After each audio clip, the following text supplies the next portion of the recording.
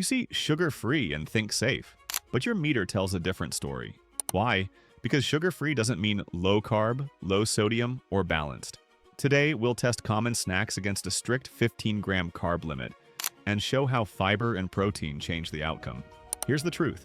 A sugar-free cookie can have more total carbs than a high-fiber fruit, and sugar alcohols like maltitol can still bump your glucose. Stay! By the end, you'll use the 15-gram rule to spot real diabetes-friendly picks in seconds. Before we move on, please take a moment to subscribe to the channel and like the video. You think sugar-free drops your risk.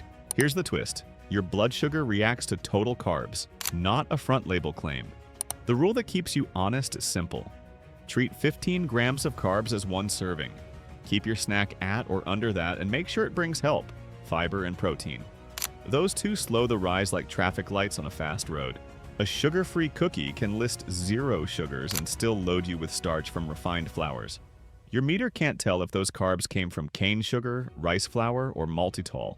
It just sees carbs and responds. That's why the Nutrition Facts panel is your playbook. Start at total carbohydrates, then check fiber, sugar alcohols, and added sugars. Lock in the serving size. Here's the kicker. Tiny servings hide big loads. If the label calls 2 bites a serving, you'll double or triple the hit fast. Let's run a quick matchup. Sugar-free cookie versus a high-fiber fruit. The cookie often lands with higher total carbs, low fiber, and sugar alcohols. Maltitol shows up a lot. The fruit carries natural sugar, but it also brings water and fiber that slow the climb. You feel the difference not in marketing, but in the 60 to 120 minutes after you eat. That's the window where a smart snack stays gentle and a fake, friendly one bites back.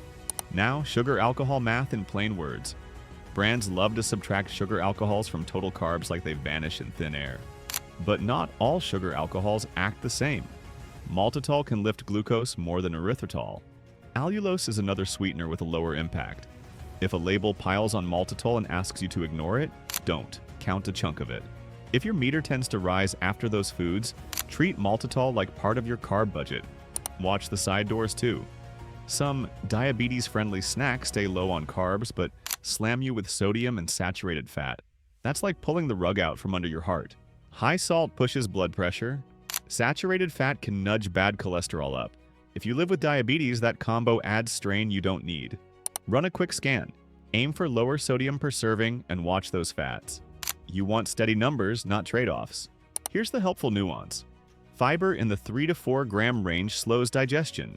Protein at 2 to 5 grams or more helps steady the line. When both show up in a snack, carbs enter your system slower. When they're missing, a sugar-free treat acts like brakes without pads. You press, but you don't stop. Build your snack so it brings a buffer. Nuts with a few whole grain crackers. Plain or low-sugar Greek yogurt. Popcorn in a measured bowl, not a bag. So what's the hidden trigger that spikes you? Maltitol and refined starch fillers. How do brands get away with it? The sugar-free claim is legal when sugar per serving stays under a tight cutoff, while fillers push total carbs past your limit. And those serving sizes? They shrink on paper so the claim can stand tall on the front. Bottom line, your best defense is a label scan in this order. Serving size, total carbs, fiber, protein, sugar alcohol type, then sodium and saturated fat. If total carbs sit near 15 and you see fiber and protein, you're safer. If carbs stretch past 15 and the buffers are missing, expect a faster spike. Now that the mask is off, let's stress test the most popular snacks with the 15-gram rules and sort the real wins from the traps. Which everyday snack actually passes the 15-gram test, and which sugar-free one fails fast? Let's run a live field test you can copy in any store. Rule 1. Your snack stays at or under 15 grams of total carbs. Rule 2. Bonus points for 3 to 4 grams of fiber and at least 2 to 5 grams of protein. Watch for red flags: high sodium, lots of saturated fat, and sugar alcohols like maltitol. That mix sets you up for a quick rise and a longer crash. Now the tricky part. Popcorn looks harmless. Crackers look tiny. Jerky looks safe. But serving size flips winners and losers. Your scan starts with the number of cups or pieces per serving, not the front claim. When the serving is small, the spike can be big when you eat a normal portion. Example 1. Savory popcorn. If you measure 3 to 4 cups into a bowl, you land near the 15-gram carb limit, with a little fiber to slow the hit. That works when you stop at the bowl. If you graze from the bag, you double or triple fast. Sweet flavors add sugar and blow the limit. That's a fail. The fix is simple. Stick to a measured bowl and choose plain or lightly salted. Example 2. Veggie chips versus whole grain crackers. Veggie chips often run low on fiber and act like fast carbs. They pass through quick and raise you quick. Whole grain crackers can pass the test if you count out the serving and add protein. A small plate with a few crackers and cheese or hummus brings carbs, fiber, and protein into balance. You slow the rise and stay in range. Example 3. Yogurt. Plain or low-sugar Greek yogurt lines up well. You see about 12 to 15 grams of carbs and a strong 12 to 18 grams of protein. That protein is your seatbelt. It steadies your line for the next 2 hours. Flavored cups often stack sugars and step past the rule in 1 spoon. You swap the steady for a swing. Choose plain, then add cinnamon or a few berries if you need taste without a surge.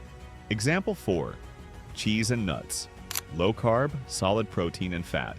Good on paper, but watch sodium and serving size. A big handful turns into a salt bomb. Keep it tight. Then, if you want a carb anchor, add a few whole grain crackers to hover near 15 grams total. Now you have the buffer you were after. Protein, fat, and fiber, working like 3 lanes that slow traffic. Example 5. Jerky or meat chips. Close to 0 carbs and strong protein.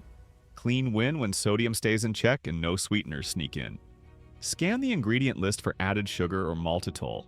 If it's simple and lean, you get steady energy without the spike. If it's sweet or glazed, you're back in the red. Here's the truth. The 15-gram rule is your instant filter. If total carbs blow past 15 and you don't see fiber and protein riding shotgun, expect a faster rise. Pass the items that sit at or under 15 and bring at least 1 buffer, fiber or protein.